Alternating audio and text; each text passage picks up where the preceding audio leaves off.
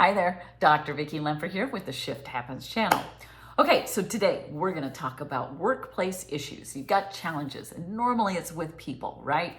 And so we're going to talk about that. Before you start moving on to another job, I want you to consider a few things before we move on, all right? But again, let's go ahead and create this community and like, share, comment, and subscribe. Get notifications too, all right? If you need some coaching, I'm available for you. Shift Happens Life Coaching at gmail.com. Go ahead and contact me. It's filling up quite a bit, so go ahead and contact me, and I'll get you going on the right path. Again, I always learn from you just as much as you learn from me, so make sure you let me know if there's a topic you want to talk about, or if you have questions or comments or any suggestion, or even just let me know how you're doing on your manifesting journey. Okay, so let's get into it. You got a situation with work. Maybe it's been going on for quite some time, and it's getting to the point where you just can't deal with working. Either you have a boss or coworkers or whatever. It could be one person, it could be 10. But then you think, okay, I just got to leave. This is toxic. And I will never tell you not to leave. But I also want you to consider this. Think about this. Wherever you go, there you will be.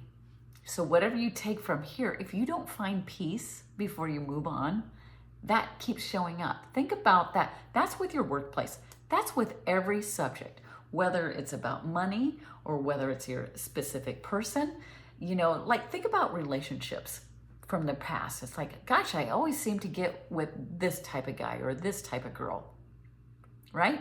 Oh, I always get this. Well, part of that is the story you're telling, but also you need to make peace with it. So you need to investigate a little bit and think, okay, what am I doing? Because again, the biggest aha I had with several times throughout my manifesting journey is, oh my God, I'm responsible. I created all of this? Really? And sometimes you're like, really? I didn't do that, did I? I wouldn't have thought, horrible things like that I thought the world was against me. But that is complete victimhood, right? And stay tuned, because I'm going to, towards the end of this video, I'm going to give you a couple of strategies that you can use that help me to kind of get over that hump and create a more pleasant workspace. And let me tell you, you can. I was in a completely toxic environment. I mean, I documented a lot of what they said and did to me. And if you looked at my workplace, and everything's a relationship, right? And if you looked at me and I said, okay, let's say my workplace was a relationship with a person, and if I described what was said and done to me, people would say, Vicki, you need to move on, because that's a very dysfunctional, abusive, relationship. You need to get out of that. Well, even if it was a relationship with a person, yes, move on. I would never, ever want you to be in an abusive, super toxic relationship, whether it's with a person or a workplace or any type of environment. But what I would say is, even if you move on, you need to find peace. Find peace in your heart. And because a lot of those issues will follow you, right? They are coming from you. Everything you create in your life comes from you, which is really cool, but then also really like, oh crap, I did that. So yeah, what do we do? How do we do that? You have to really dig deep. And when you are looking at all these people, well, they said this, they did that. Well, you created that. Really, what you are saying they are doing to you, you are doing to yourself first. So if they're, oh, they won't promote me because of this and this and this, they're holding me back. Well, that's the story you're telling. But that story is coming from a place, and that place is coming from a place of hurt, normally in your past. And I will always tell you, you can go in your past, but don't linger too long, okay? You don't have to keep retelling. Neville Goddard was all about telling that story, revising history, revision. And that is part of it. So, okay, let's say you're in a workplace situation and they are not promoting you. And you build up the story. Well, they don't like me because of this, this, and that. What you're saying is, you don't like you because you're inadequate in this, this, and that. Explore that. Go back and go, why is it that you feel like you're not adequate? Well, because I don't have the right degree, or I don't have the right experience, or I don't have the right... That's a story you're telling. You know, whatever it is, that is a story you're telling. So you need to rewrite that story. So here's one strategy I did. I took a pen and paper, and I scripted it out, and I rewrote exactly what I wanted the ideal outcome to be. Let's say I felt like I didn't have the right degree for my job, and they won't promote me because I don't have a degree in this. I am an expert in my field. I have lots of experience. I add value to this field. I can articulate my ideas very clearly because I am knowledgeable and I am valued in this area of expertise. And so you just keep writing it and writing it and writing it. And I didn't do it once. I did it almost nightly. And you just constantly reshape that story. I am valued. I am valued because here is why. I am an expert in this field because here is why. I am adding value. I am needed. I am necessary. So it's kind of a combination of affirmations, but then when I would affirm, I would create more of a story. Here's why. I am this, and here's why I think that. Here's what it feels like.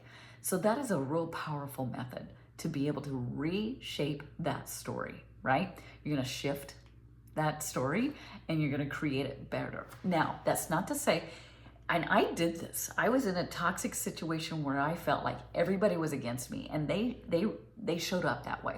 And boy, they did. But I was against me. It's kind of crazy, but I was against me and I didn't feel adequate. So I had to shift it and just focus on me and how I felt. Then guess what? The 3D reflected it. And sure enough, either A, they would just kind of fall away and I would just lead into my path, or I found appreciation with them. And I did. I did do prayers or visualizations, meditations on appreciation. And there were times when I would do affirmations and say, you know, and think of that person that I thought was against me, and find the little things about them that I thought was really good. And so it might have been, hey, they, you know, matched their outfit together today really well. I know that's really super surface, but I had to start super surface and then gradually create a list of positive aspects about that person. And then so this is my second method. So the first one, I revised my past experiences into the ideal thing. Here's what I am. I rewrote that I was adequate, that I was enough, and why. Here's what it is. I am this, and here's why, right? And then my second method was I did a list of appreciation, and I created it with the person that I struggled with really hard, right? And there was like 6 to 10 of them. And I took the first one and it took me a while. I had to unwind a lot of anger and a lot of forgiveness. I had to go into that forgiveness piece. And I'm going to do future videos on forgiveness because that is a real key for moving on. Long story short, I was able to see the good in all. Did it make it perfect? No, not right away. It took a process. It was a process over time. And I had to continue my practice of finding the good in that person. And I'm telling you, those 10 people started leaving me alone, and then eventually they left. I stayed. Now, I chose to stay because I love what I do. I absolutely love teaching, and that's what I do here. I also do it in my other job, and I absolutely love teaching. So I was like, well, I'm not going to sacrifice the place because I loved the place. I didn't really love the people I worked with. And I finally made peace. And, you know, were they close friends? No. I knew who they were. I kept them at arm's length, but I was able to look at them with love and appreciation. And I let them go. And I started flourishing. I just was my authentic self. and it was pure freedom. And listen to me, that's what manifesting truly is finding that freedom of worrying about what other people think, the freedom of caring what other people think, the freedom of overthinking and caring and trying so hard. I let all of that go, and that's pure freedom. That's when you manifest, people. That's when things come to you. It's when you're in that neutral state, and I'm going to have more videos on that. It's so much fun, but that manifesting is all within. So I had to take control over my thoughts in order for me to find peace. Now, I could have gone and went to a different place to teach, or I could have stayed, and I chose to stay, and I'm happy I did. But that you need to think about that before you move on from a relationship with a person, from a workplace. You need, even if you move on before you made peace, you still need to make peace, because those situations will continue to come back to you until you find peace and you let them go. Okay? So that's what I did. All right. Let me know if you've experienced some toxic situations where you've had to find peace and it made it better, right? If not, try these methods and let me know how it works for you. All right? It takes a little time, but I promise you, if you knew what I went through, and I got through it because I chose to think differently. All right, till next time, like, subscribe, share, comment. I love to hear from you. I learn from you just as much as you learn from me. Let's grow this community and let's get going. Let's have some fun. Bye-bye.